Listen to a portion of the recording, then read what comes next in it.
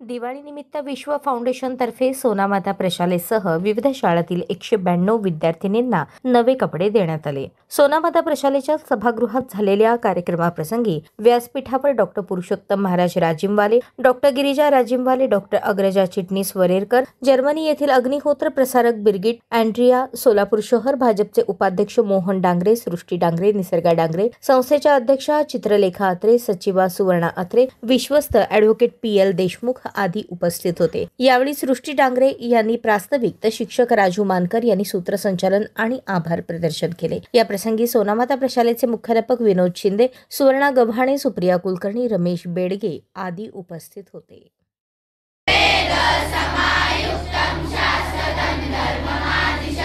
हिंसा